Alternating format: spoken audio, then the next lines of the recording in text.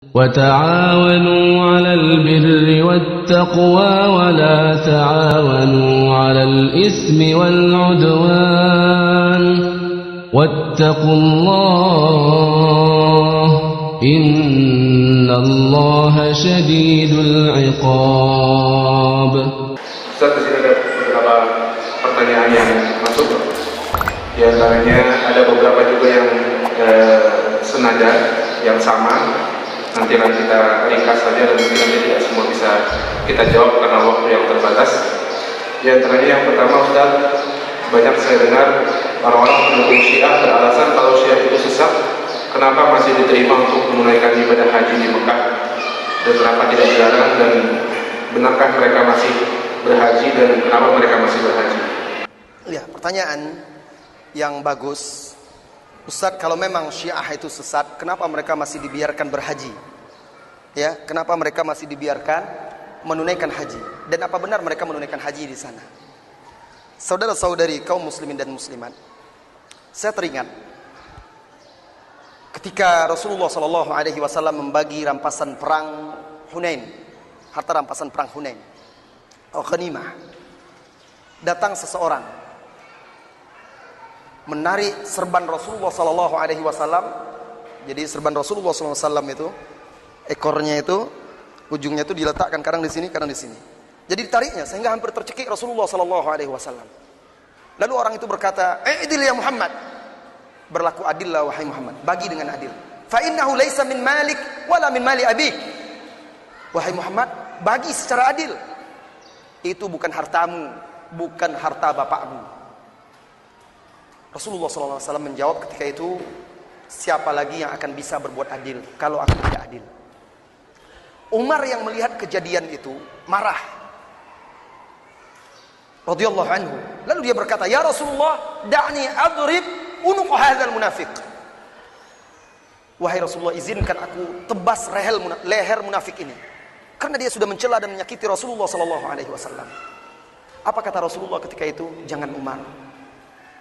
Aku tidak ingin orang nanti berkata Muhammad membunuh sahabatnya." Apa maksudnya? Maksudnya orang banyak tidak tahu siapa orang ini. Mereka tahunya orang ini ikut dalam barisan Rasulullah Sallallahu Alaihi Wasallam. Kalau dia dibunuh, nanti akan tersebar isu tuduhan Muhammad membunuh sahabatnya sendiri. Nah, maksud saya mengingatkan ini, kondisi umat Islam itu seperti itu sekarang. Umumnya kaum muslimin di seluruh dunia, seperti yang di awal tadi saya katakan, tidak paham apa itu Syiah. Umumnya pemimpin-pemimpin, bahkan ada yang mengaku ulama juga, mereka menganggap, yang paham mereka karena syubhat itu, bahwa Syiah itu hanyalah seperti mazhab-mazhab fikih yang lainnya. Bahkan ada buku-buku seperti itu ditulis, bahwa Syiah itu adalah mazhab kelima. Jadi ada mazhab yang 4, mazhab Hanafiyah, Malikiyah, Syafi'iyah, Hanbaliyah, kemudian yang kelima kata dia Syiah. Ada seperti itu bukunya. Nah, karena banyak kaum muslimin tidak tahu, maka pemerintah kerajaan Arab Saudi juga tidak bisa sembarangan. Kalau dilarang nanti apa kata umumnya kaum muslimin, bisa terjadi fitnah besar juga. Jadi tidak mudah. Oleh karena itu sekarang yang bisa kita lakukan yang terbaik adalah menyampaikan kebenaran itu, sampai orang banyak tahu, kaum muslimin tahu, sehingga bisa waspada dan menjauhi pemahaman dan juga akidah Syiah tersebut serta orang-orangnya. Jika tidak, maka sulit bagi kita untuk menghalangi mereka.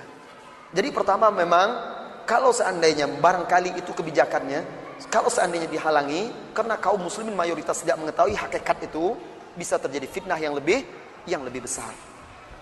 Kedua, namun begitu para ulama di sana tetap bersikap tegas terhadap kaum Syiah. Saya ingat di tahun saya terakhir kuliah di sana, di Madinah, ketika itu ada kunjungan salah seorang tokoh dari Iran. Kunjungan menteri kalau saya tidak salah itu di tahun 2000. Dan ketika sholat Jumat, dia sholat di depan itu. Khatib ketika itu Syekh Huzaifi hafizahullah, Imam Masjid Nabawi. Dan tanpa disangka oleh orang banyak dan juga tidak diduga oleh menteri Syiah ini, tamu yang datang dari Iran itu, Syekh Huzaifi khutbah tentang membongkar kebobrokan Syiah dan celaan mereka terhadap Rasulullah SAW dan para sahabat di hadapannya. Dengan berani, tegas, sampaikan semuanya dalam khutbah Jumat itu. Tahukah Anda apa yang terjadi? Sehari setelah itu langsung hilang Syekh. Diamankan karena dikhawatirkan terjadi sesuatu. Hampir 1 tahun kami tidak tahu mana. Hilang begitu saja. Tidak ada yang tahu kemana Syekh. Ada yang mengatakan sudah pensiun, ada yang mengatakan begini, sakit apa dan segala macam. Tidak tahu. Setelah setahun berlalu baru dia muncul lagi.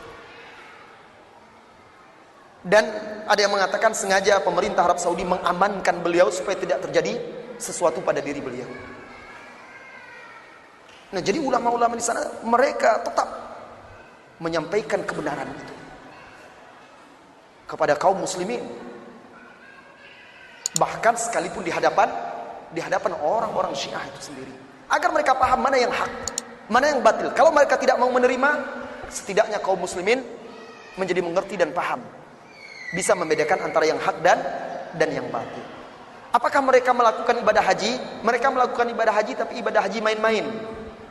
Kenapa saya katakan begitu? Banyak dari prosesi ibadah haji yang mereka lakukan berbeda dengan ibadah haji yang dilakukan oleh kaum muslimin.